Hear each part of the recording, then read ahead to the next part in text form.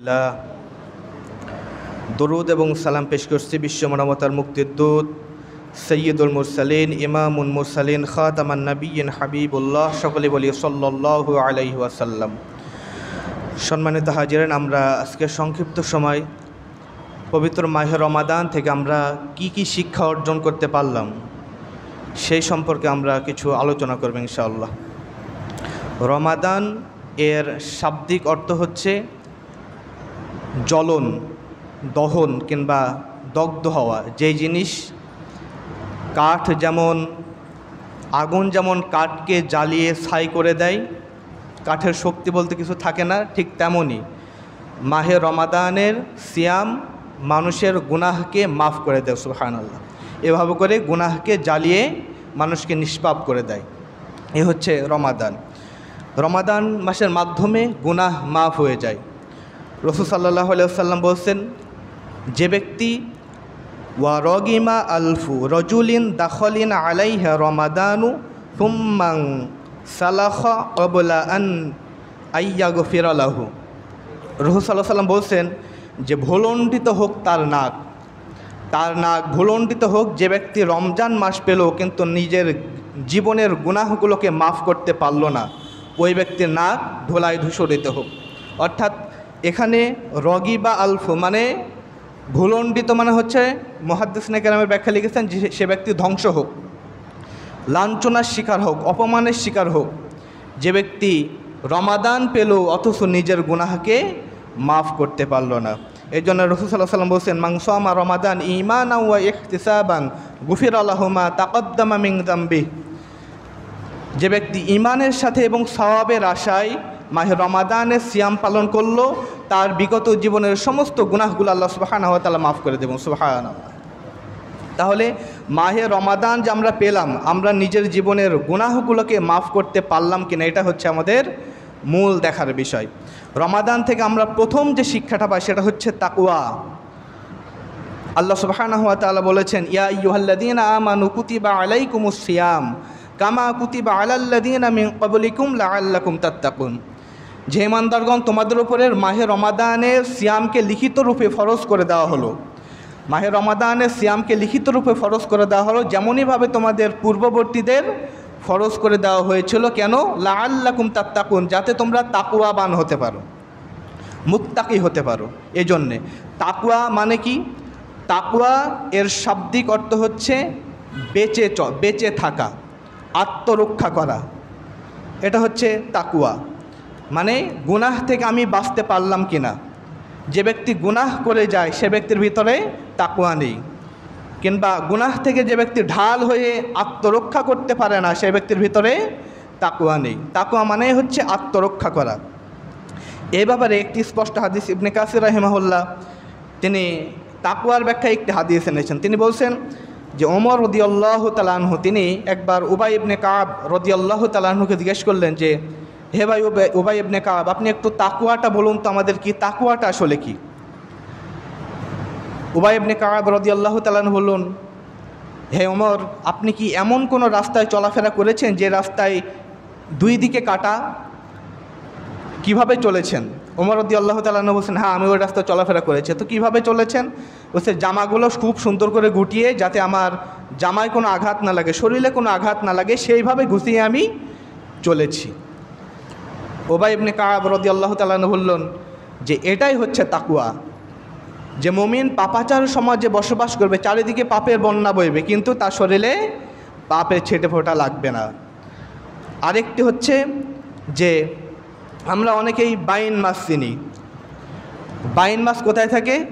কাদার ভেতরে। কাদার ভেতরে থাকার পরেও যখন বাইন মাছকে কাদা থেকে তোলা হয় তখন কি তার শরীরে কাদা অবশিষ্ট থাকে? থাকে না। কাদার ভিতরে থাকার পরেও কাদা তার শরীরে থাকে না, কারণ সে বেঁচে থাকে, আত্মরক্ষা করে চলে। এটা হচ্ছে তাকওয়া। যে মুমিন জাহিলিয়াতের সমাজে বসবাস করার পরেও সে এমনভাবে পথ চলবে পাপ তার শরীরে লাগবে না, পাপ থেকে সেইভাবে দূরে চলবে। তাকওয়া হচ্ছে, এক কথায় যদি আমরা বলতে চাই, সেটা হচ্ছে যে তাকওয়া এমন একটি বিষয় যেটা আল্লাহ তাআলাকে ভয় করে নেক আমল করা, আল্লাহ তাআলাকে ভয় করে নেক আমল করা এবং আল্লাহ তাআলাকেই ভয় করে বদ আমল ছাড়া। কেউ যদি কোনো নেক আমল করে কিন্তু তাকওয়ার সাথে না, এই কাজের প্রতিদান আল্লাহর কাছে পাবে না। কেউ যদি বদ আমল ছাড়ে কিন্তু তাকওয়ার সাথে না, আল্লাহকে ভয় করে না, তাহলে এই কাজের প্রতিদান আল্লাহর কাছে পাবে না। তাকওয়া লাগবে।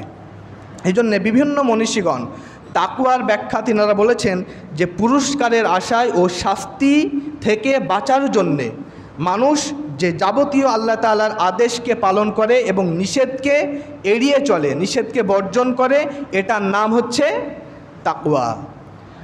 এটার নাম হচ্ছে তাকওয়া। এই জন্যে রাসূল সাল্লাল্লাহু আলাইহি ওয়াসাল্লাম দুনিয়া থেকে মানুষকে বেঁচে থাকতে বলেছেন, দুনিয়ার লোভ লালসা থেকে বেঁচে থাকতে বলেছেন।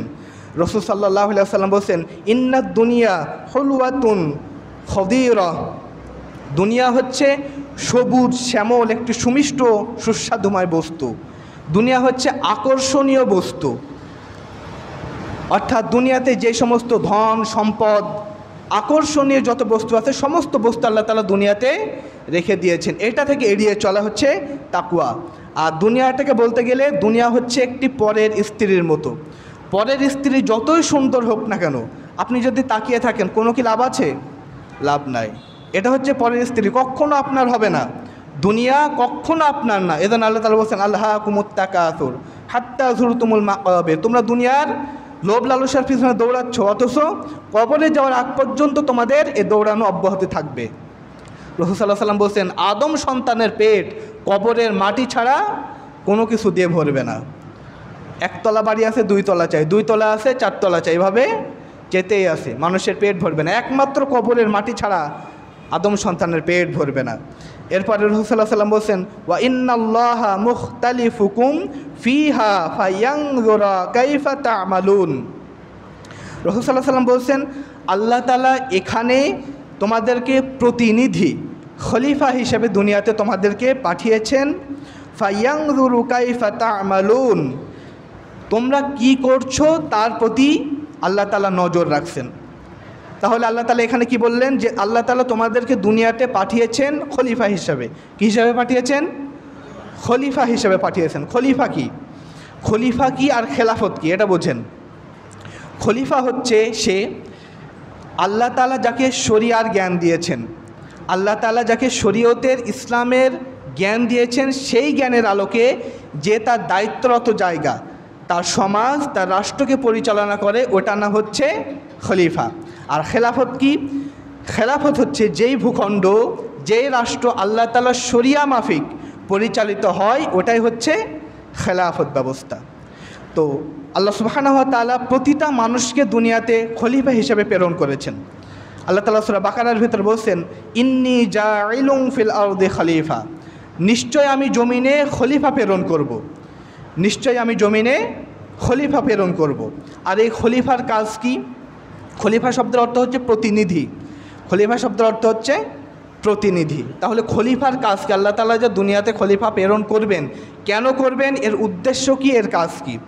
আল্লাহ তাআলা এ সম্পর্কে দাউদ আলাইহিস সালামকে লক্ষ্য করে বলছেন, ইয়া দাউদ ইন্না জাআলনাকা খলিফাতান ফিল আরদ, হে দাউদ তোমাকে আমি জমিনে খলিফা হিসেবে প্রেরণ করেছি। কোথায় প্রেরণ করেছেন? জমিনে। কাকে প্রেরণ করেছেন? দাউদ আলাইহিস সালামকে লক্ষ্য করে বলছেন, হে দাউদ তোমাকে আমি জমিনে খলিফা হিসেবে প্রেরণ করেছি। তোমার কাজ হচ্ছে ফাহকুম বাইনান নাসি বিল হক, তোমার কাজ হচ্ছে মানুষের মাঝে তুমি ন্যায় বিচারকে প্রতিষ্ঠিত করবে। তাহলে খলিফার কাজ কি? মানুষের মাঝে ন্যায় বিচারকে প্রতিষ্ঠিত করা। ওয়ালা তাত্তাবিল হাওয়া, এবং তোমার প্রবৃত্তির অনুসরণ করো না, খেয়াল খুশি মতো বিচার ফয়সালা করো না। কোরআনের বিচার হচ্ছে ন্যায় বিচার, এটা জাস্টিস। কোরআনের বিচার বাদ দিয়ে যেই বিচারে আপনি করেন না কেন, ধরুন কোরআনের বিচার হচ্ছে যে ব্যক্তি একজন মানুষকে হত্যা করবে তাকে পুনরায় রাষ্ট্র বিচার করবে, তাকেও ওইভাবে হত্যা করা হবে। যদি নিহত পরিবারের লোকজন ক্ষমা করে তাহলে ক্ষমা পেয়ে গেল, আর যদি রক্তপণ দাবি করে তাহলে রক্তপণ দিয়ে ক্ষমা নিতে হবে। এটা হচ্ছে ইসলামের বিধান। আর যদি আমরা ব্রিটিশ ল দেখি, ব্রিটিশ আইন দেখি, সেটা কি বলে? যে যদি এরকম কোনো কিছু হয়, ধরুন সলিমদ্দির হাত কলিমদ্দি কেটে দিয়েছে, কিংবা কলিমদ্দির হাত সলিমদ্দি কেটে দিয়েছে, এখন ব্রিটিশ ল হচ্ছে যেটা বিচার যে তার জেল হয়ে গেল 6 মাস কিংবা 50,000 টাকা জরিমানা হলো। এখন বলুন যদি 1 বছরও যদি জেল হয় আর 50,000 টাকা জরিমানা হয়, ওইটা যদি এক পাল্লা রাখা হয়, আর সলিমদ্দি কিংবা কলিমদ্দি যে হাত পা ভেঙেছে ওইটা আরেক পাল্লা রাখা হয়, তাহলে এটা কি সমান হবে? ন্যায় বিচার হবে? হবে না। তাহলে কি হবে? ওই যে হাত ভেঙেছে তার হাতও যদি এই পাল্লা রাখা হয় তাহলে জাস্টিস হবে, সমান হবে। এটাই হচ্ছে ন্যায় বিচার। আল্লাহ তাআলা বলছেন, তোমাকে আমি প্রেরণ করেছি ন্যায় বিচার প্রতিষ্ঠার জন্যে, আর নিজের মন মোতাবেক তুমি বিচার ফয়সালা করো না। ফায়ুদিল্লাকা আন সাবিলিল্লাহ, কেননা তুমি যদি মর্জি মোতাবেক বিচার ফয়সালা করো, এটা তোমাকে আল্লাহর পথ থেকে দূরে সরিয়ে দেবে, এটা তোমাকে আল্লাহর পথ থেকে দূরে সরিয়ে দেবে। এরপরে বলছেন, ইন্নাল্লাযীনা ইউদিল্লুনা আন সাবিলিল্লাহি লাহুম আযাবুন শাদীদুম বিমা নাসু ইয়াউমাল হিসাব, নিশ্চয় যারা আল্লাহর পথ পরিত্যাগ করে তার জন্য রয়েছে কঠিন শাস্তি, আর তারা আল্লাহর বিচারের দিনকে ভুলে গিয়েছে, এদের জন্যে আল্লাহ তাআলা কঠিন শাস্তির ব্যবস্থা করেছেন। তাহলে খলিফার কাজ হচ্ছে জমিনে ন্যায় বিচারকে প্রতিষ্ঠিত করা। তাহলে আমরা এটা বুঝলাম যে আল্লাহ সুবহানাহু ওয়া তাআলা জমিনে আমাদেরকে প্রেরণ করেছেন খলিফা হিসাবে, আর খলিফার মূল কাজ হচ্ছে ন্যায় বিচারকে প্রতিষ্ঠিত করা। এরপরে রাসূল সাল্লাল্লাহু আলাইহি ওয়াসাল্লাম তাকওয়ার কথা বলতে গিয়ে বলছেন যে ফাত্তাকুদ দুনিয়া, তোমরা দুনিয়া থেকে বেঁচে থাকো, ওয়াত্তাকুন নিসা, এবং তোমরা নারী থেকে বেঁচে থাকো। দুনিয়া থেকে কেন বেঁচে থাকবা? দুনিয়াটা হচ্ছে আল্লাহ, দুনিয়ার লোভ লালসা তোমাকে আল্লাহর পথ থেকে বিচ্যুত করে দেবে। আর ওয়াত্তাকুন নিসা, নারীদের থেকে বেঁচে থাকো, কারণ এই নারী তোমাকে আল্লাহর পথ থেকে বিচ্যুত করবে। একজন পুরুষের ধ্বংসের জন্য সবচেয়ে মারাত্মক কারণ হচ্ছে দুইটি। কেউ যদি দুনিয়ার সম্পদের মোহে পড়ে যায়, ওই পুরুষ নিশ্চিত ধ্বংস। আর কেউ যদি নারীর ফিতনায় পতিত হয়, ওই পুরুষ নিশ্চিত ধ্বংস। কারণ হচ্ছে আল্লাহ সুবহানাহু ওয়া তাআলা এই জমিনে শয়তানকে প্রেরণ করেছেন, এবং শয়তানের চক্রান্ত সম্পর্কে আল্লাহ সুবহানাহু ওয়া তাআলা বলছেন, ইন্না কায়দাশ শাইতানি কানা দাঈফা, শয়তানের চক্রান্ত দাঈফা, অত্যন্ত দুর্বল। দেখতে মনে হয় যেন অত্যন্ত ষড়যন্ত্রের জাল, কিন্তু আল্লাহ তাআলা বলছেন দাঈফা, শয়তানের চক্রান্তের জাল অত্যন্ত দুর্বল। কিন্তু নারীদের ব্যাপারে আল্লাহ সুবহানাহু ওয়া তাআলা বলছেন, যখন জুলাইখা ইউসুফ আলাইহিস সালামকে নিজের কাছে পেতে চেয়ে নিজের ঘরে ডাকলো এবং সমস্ত দরজা বন্ধ করে দিল, ইউসুফ আলাইহিস সালাম কি তার ফাঁদে পা দিয়েছিলেন? দেননি। তিনি তাকওয়া অবলম্বন করেছেন, আল্লাহ তাআলাকে ভয় করেছেন, আল্লাহর উপরে ভরসা করে তিনি দরজার দিকে দৌড়ালেন। দরজাগুলো 7টা দরজা খুলে গেল। দরজা খুলে যাওয়ার পর জুলাইখা শেষ দরজা যখন খুললো ইউসুফ আলাইহিস সালাম, জুলাইখা তখন কী করলো? পেছ থেকে জামা টান দিল, ইউসুফ আলাইহিস সালামের জামা ছিঁড়ে গেল। সামনে দাঁড়িয়ে দেখলো জুলাইখার স্বামী উপস্থিত রয়েছে। এখন জুলাইখা কী করবে? জুলাইখা এখন ওই যে নারীদের চক্রান্ত অত্যন্ত মারাত্মক, জুলাইখা তখন কান্না জুটতে লাগলো এবং ইউসুফ আলাইহিস সালামের বিরুদ্ধেই অভিযোগ দিতে লাগলো যে আপনার গোলাম রেখেছেন আপনি, আপনার গোলাম আমার সাথে অপকর্ম করতে চাইছিল, আমার চরিত্রকে নষ্ট করতে চেয়েছিল। কান্না জুটতে লাগলো। ইউসুফ আলাইহিস সালাম বললেন, এটা মিথ্যা কথা। ইউসুফ আলাইহিস সালামকে বলা হলো, তোমার প্রমাণ কি? বললো, আমার প্রমাণ হচ্ছে ছোট্ট এই বাচ্চাটা, হাজির করো। ছোট্ট এই বাচ্চাটা আল্লাহর হুকুমে কথা বলতে লাগলো, ইশারা মাফিক কথা বলতে লাগলো। কি বলল? যে আমি আল্লাহ তাআলার নামে শপথ করে বলছি, যদি তার জামার পিছন দিক থেকে ছেঁড়া হয় তাহলে জুলাইখা দায়ী, আর যদি সামনের দিক থেকে ছেঁড়া হয় তাহলে ইউসুফ দায়ী। ঠিকই দেখা গেলো যে পিছন দিক থেকে ছেঁড়া। তখন আজিজে মিশর জুলাইখার স্বামী বলল, ইন্না কায়দাকুন্না আযীম, নিশ্চয় নারীদের চক্রান্ত অত্যন্ত মারাত্মক, নারীরা তাদের চোখের পানির জালে ফাঁদে ফেলে দেয়। এজন্যে হচ্ছে তাকওয়া। তাকওয়া হচ্ছে দুনিয়ার মোহ থেকে বেঁচে থাকা, আল্লাহর পথে ধাবিত হওয়া এবং আল্লাহ তাআলার সমস্ত যাবতীয় নিষেধকে এড়িয়ে চলা। আল্লাহ সুবহানাহু ওয়া তাআলা আমাদের রমাদানের প্রথম শিক্ষা তাকওয়া অবলম্বন করার তৌফিক দান করুক, আমিন। রমাদানের দ্বিতীয় শিক্ষা আমরা কোনটা পাই? রমাদানের দ্বিতীয় শিক্ষা হচ্ছে ধৈর্য অবলম্বন করা। দেখুন, রমাদান মাসে আমরা 14 ঘন্টা, 15 ঘন্টা, 16 ঘন্টা না খেয়ে থেকেছি। শুধু না খেয়ে থাকি নাই, অনেক পাপাচার কাজ থেকে আমরা বিরত থেকেছি। যেই কাজ আমার কন্টিনিউ করা অভ্যাস, সেই কাজও রমাদান মাসে আমি আল্লাহ তাআলাকে ভয় করে বিরত থেকেছি। কঠিন ধৈর্যের পরীক্ষা দিয়েছি, চরম রাগ হয়েছে, তারপরেও আমি রোজা আছি, এইটা মনে করে আমি রাগকে কন্ট্রোল করেছি। এটা হচ্ছে চরম ধৈর্য। আল্লাহ তাআলা বলছেন, ইয়া আইয়ুহাল্লাযীনা আমানু সবিরু ওয়া সাবিরু ওয়া রাবিতু, হে ইমানদারগণ তোমরা ধৈর্য অবলম্বন করো এবং পরস্পরে ধৈর্যের সাথে ধৈর্যের প্রতিযোগিতা করো এবং শত্রুর মোকাবেলায় দৃঢ় থাকো। এরপরে আল্লাহ সুবহানাহু ওয়া তাআলা বলছেন সূরা জুমারের 10 নম্বর আয়াতে, ইন্নামা ইউওয়াফাস সাবিরুনা আজরুহুম বিগাইরি হিসাব, নিশ্চয়ই ধৈর্যশীলদের পুরস্কার আল্লাহ তাআলা নিজে দিবেন এবং ধৈর্যের পুরস্কার, ধৈর্যের প্রতিদান, ধৈর্যের উজুরাত আল্লাহ তাআলা বিনা হিসাবে বান্দাদের দান করবেন। সুবহানাল্লাহ। আর ধৈর্যশীলদেরকে আল্লাহ সুবহানাহু ওয়া তাআলা সুসংবাদ দিতে বলেছেন। আল্লাহ তাআলা বলছেন, ওয়ালানাবলুওয়ান্নাকুম বিশাইইম মিনাল খাউফি ওয়াল জুই ওয়া নাকসিম মিনাল আমওয়ালি ওয়াল আনফুসি ওয়াস সামারাত ওয়া বাশশিরিস সাবিরিন। আল্লাহ তাআলা বলছেন, আমি তোমাদেরকে অবশ্যই পরীক্ষা করব। আমি আল্লাহ তাআলা অবশ্যই তোমাদের পরীক্ষা করব। 1 নম্বর হচ্ছে মিনাল খাউফি, তোমাদের ভয় দিয়ে পরীক্ষা করব। ভয় কেমন?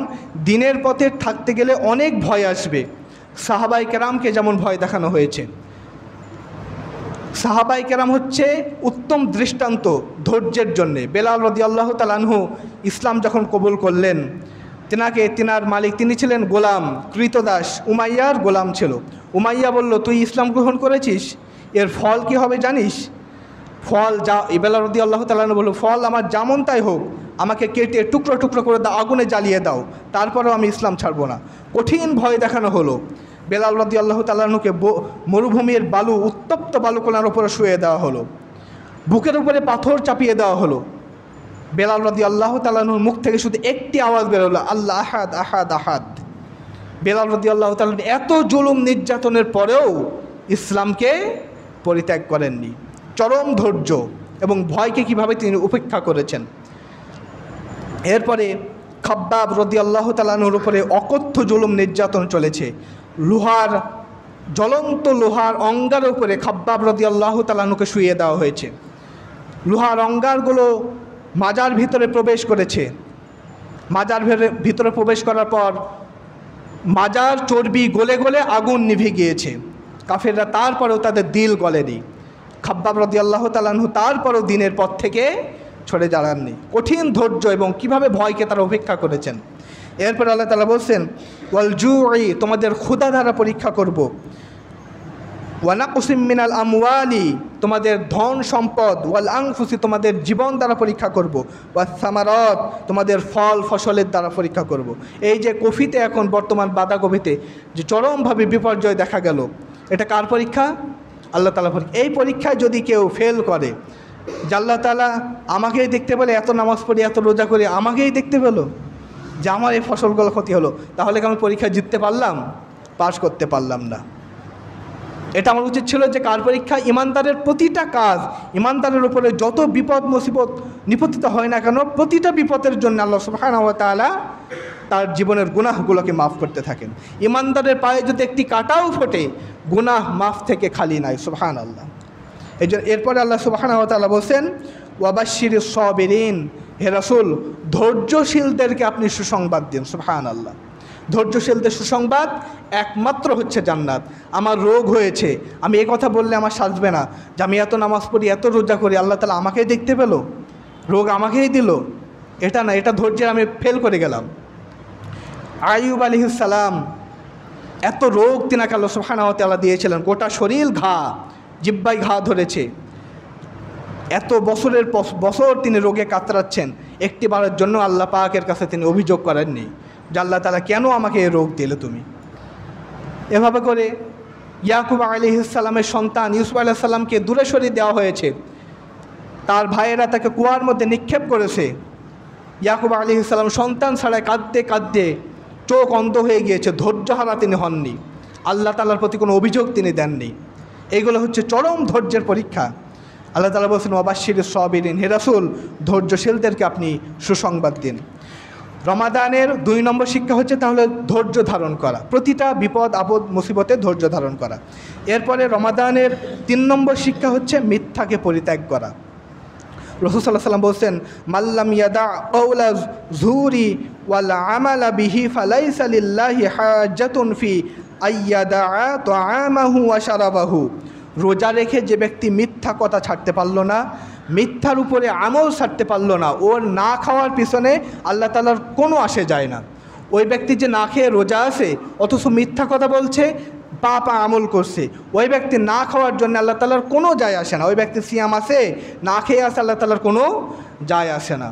ওই ব্যক্তি রোজা আদায় করতে রোজা হচ্ছে, কিন্তু রোজার কোনো উজুরাত, রোজার কোনো প্রতিদান আল্লাহর কাছে পেল না। এই জন্যে রমাদান থেকে আমরা শিক্ষা পাই যে রমাদানে যেভাবে করে আমরা মিথ্যাকে পরিত্যাগ করেছি, পাপ কাজ থেকে আমরা দূরীভূত হয়েছি, ঠিক সেইভাবেই আমরা বাকি 11টা মাস রমাদান আগ পর্যন্ত এভাবেই আমরা গুনাহের কাজ থেকে, মিথ্যা কাজ থেকে আমরা দূরে থাকবো। আল্লাহ তাআলা তৌফিক দান করুক, আমিন।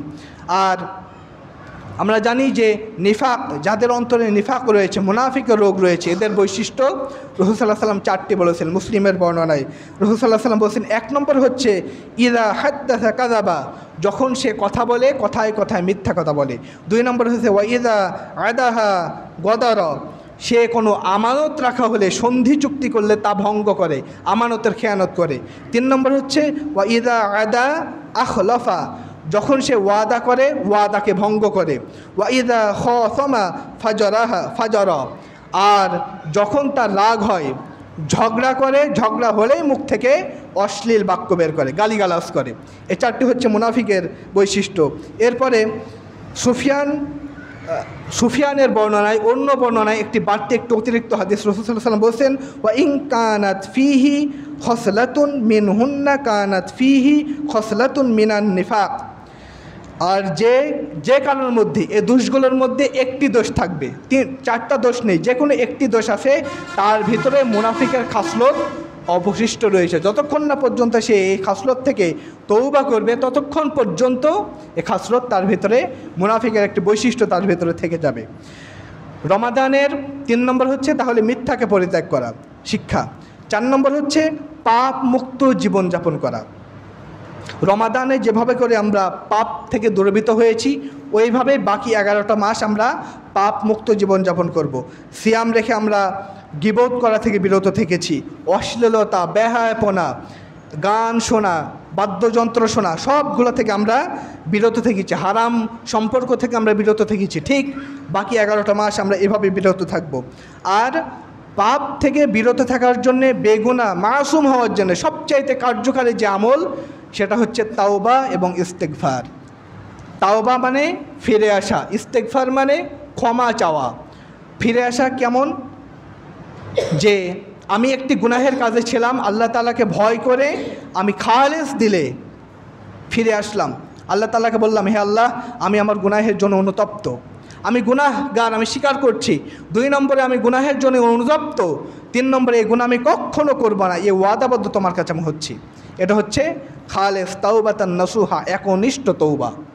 এই তৌবার মাধ্যমে পাপমুক্ত জীবন গঠন করা যায়। আর হচ্ছে ইস্তেগফার করা। গুনাহ হয়ে গেলেই কার কাছে ক্ষমা চাইতে হবে? আল্লাহ তাআলার কাছে। রাসূল সাল্লাল্লাহু আলাইহি ওয়াসাল্লামের জীবনে কোনো গুনাহ নেই। রাসূল সাল্লাল্লাহু আলাইহি ওয়াসাল্লাম বলছেন, আমি প্রতিদিন 100 বার তৌবা করি। মুসলিমের বর্ণনা, প্রতিদিন আমি 100 বার তৌবা করি, কোনো গুনাহ নেই, তারপরেও তিনি তৌবা করেন উম্মতকে শিক্ষা দেওয়ার জন্যে, যে আমরা যেন এইভাবে করে তওবা করি।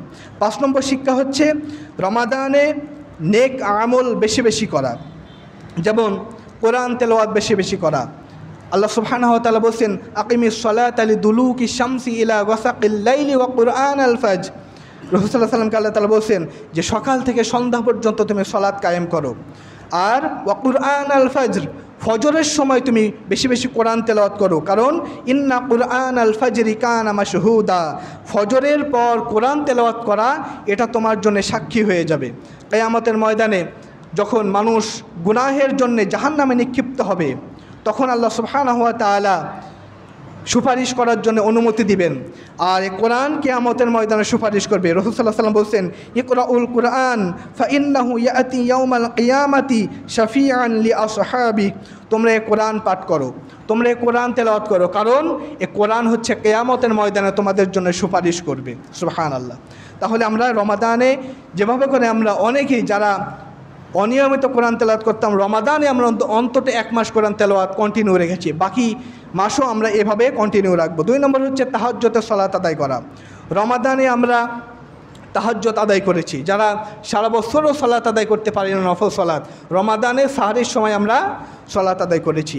আর তাহাজ্জুদের সালাতের যে মর্যাদা, রাসূল সাল্লাল্লাহু আলাইহি ওয়াসাল্লাম আল্লাহ সুবহানাহু ওয়া তাআলা বলেন, ওয়া মিনাল লাইলি ফাতাহাজ্জাদ বিহি নাফিলাতাল লাক আসা আইয়াবআসাকা রাব্বুকা মাকামান মাহমুদা। হে রাসূল, তাহাজ্জুদের সালাত আপনি আদায় করুন, এটা আপনার জন্য অতিরিক্ত। আর আইয়াসা রব্বুকা মাকামান মাহমুদা, এই তাহাজ্জুদের সালাত আদায় করলে আল্লাহ তাআলা আপনাকে উচ্চ মাকামে পৌঁছিয়ে দেবেন, সুবহানাল্লাহ, সম্মানিত আসনে অধিষ্ঠিত করবেন। আর আল্লাহ রাসূল সাল্লাল্লাহু আলাইহি ওয়াসাল্লাম বলছেন যে যখন শেষ রাত্রি হয়, আল্লাহ সুবহানাহু ওয়া তাআলা আরশ থেকে তিনি প্রথম আসমানে নেমে আসেন এবং বান্দাদের ডাকতে থাকেন যে কে বান্দার তোমরা চলে আসো, আমাকে ডাকতে থাকো, আমি তোমাদের জীবনের গুনাহগুলোকে মাফ করব। তোমরা কে রয়েছো, আমি আল্লাহ তাকে বলো, আমি তোমাদেরকে সাহায্য করব। তোমাদের মধ্যে এমন কে রয়েছো রোগযুক্ত আছে, আমাকে বলো, আমি আল্লাহ সুবহানাহু ওয়া তাআলা তোমাদের রোগকে মুক্ত করে দেবো, সুবহানাল্লাহ। এইভাবে আল্লাহ তাআলা বান্দাদেরকে ডাকতে থাকেন। আর তাহাজ্জুদের সালাত আল্লাহ তাআলার নৈকট্য অর্জনের একটি মাধ্যম। তাহাজ্জুদের সালাতের মাধ্যমে আল্লাহ সুবহানাহু ওয়া তাআলার নৈকট্য অর্জন করা যায়। রমাদানের 6 নম্বর শিক্ষা হচ্ছে ইখলাস, একনিষ্ঠতা অর্জন করা। আমরা সব ইবাদত করব আল্লাহ তাআলার সন্তুষ্টির জন্য, এটা হচ্ছে রমাদানের শিক্ষা।